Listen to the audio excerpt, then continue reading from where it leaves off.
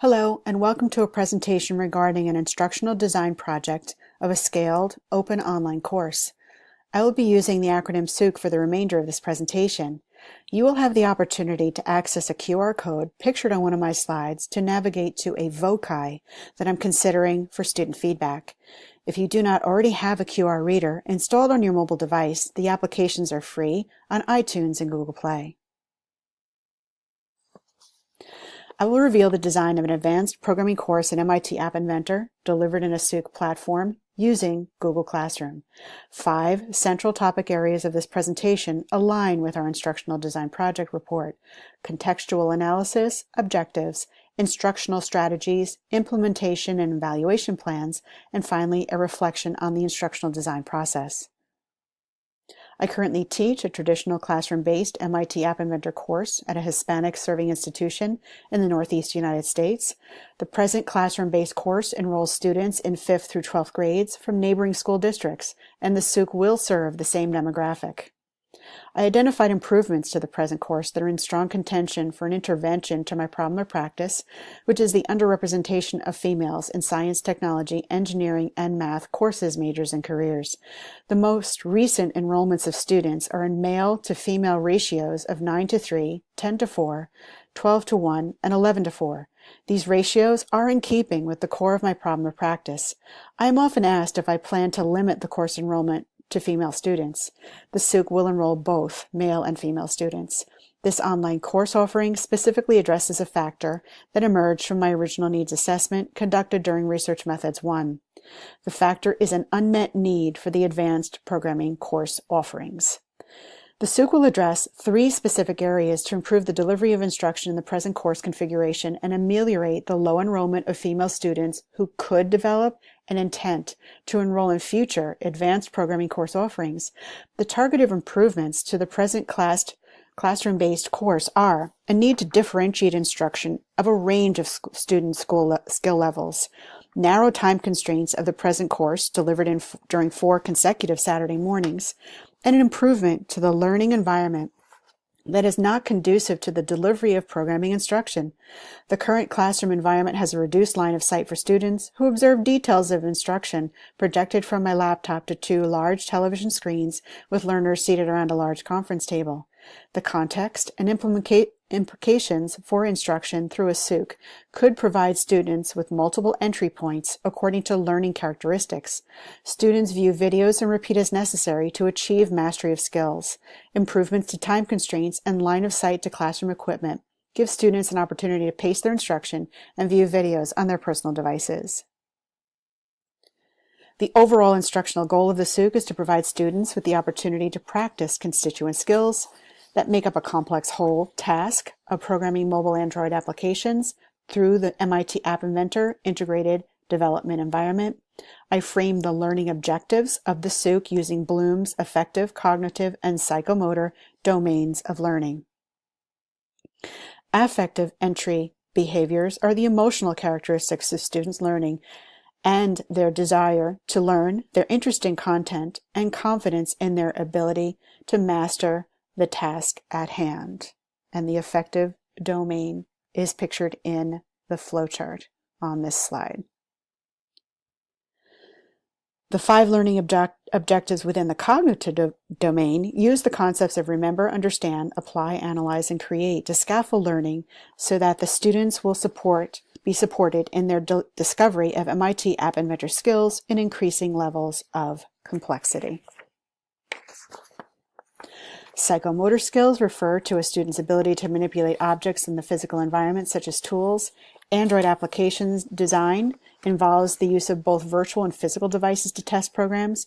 Virtual platforms in the form of graphical user interfaces, GUI, represented in block programming, require similar psychomotor skills as physical devices. The strategies for mastery of objectives are framed using Gagne's 9 events of instruction.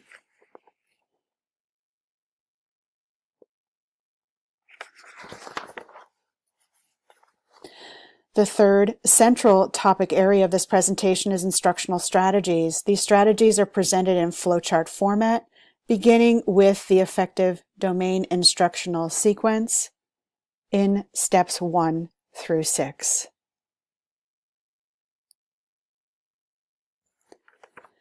The knowledge acquisition and information processing aspects address students' engagement in the SOOC and are addressed in steps 7, 8, 9, and 10 of the instructional sequence.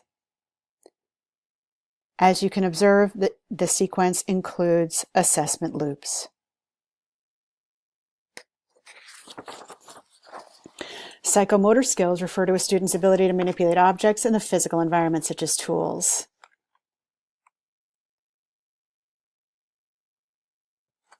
In 1995, Weston, McAlpin, and Bordonaro described the instructional design process as solving an ill-defined problem using an iterative approach. The designer must clarify learning goals, identify actions to achieve those goals, and list organizational constraints that have an impact on the designer's proposed actions. At this juncture of the design of the SOOC, it is important to define the participants and their roles to set the stage for formative and summative evaluations of the instructional design. The learner participants are students in 5th through 12th grades from neighboring school districts who enroll in the STEM enrichment program at a Hispanic-serving institution in the Northeast United States. Learner perceptions are recorded at small-scale lesson intervals using brief star-rated surveys to capture timely feedback of students' impressions. Evaluator participants are 2 former students of the HSI MIT App Inventor course and 1 former programming student currently studying at Rochester Institute of Technology to be an engineer. The 3 students will evaluate the small-scale lesson videos and assessments to provide feedback to the instructional designer and reviser of the SOOC. The critic participants verify the instructions and provide the instructional designer with feedback toward potential changes to the design of the SOOC. A colleague of the instructional designer, who is an active independent applications developer, agreed to serve in the role of critic to provide suggested revisions to the SOOC. Additionally, the executive sponsor of the designer agreed to provide critical feedback to the design of the SOOC. The reviser writes the small-scale lessons and assessments and decides which elements of feedback to incorporate into the SOOC. Learner, evaluator, and critic impressions and suggestions comprise considerations for revision of video lessons, SOOC platform content, and methods of student feedback. Pause the video now and use your QR reader on your mobile device to visit a voci to listen to a recorded message.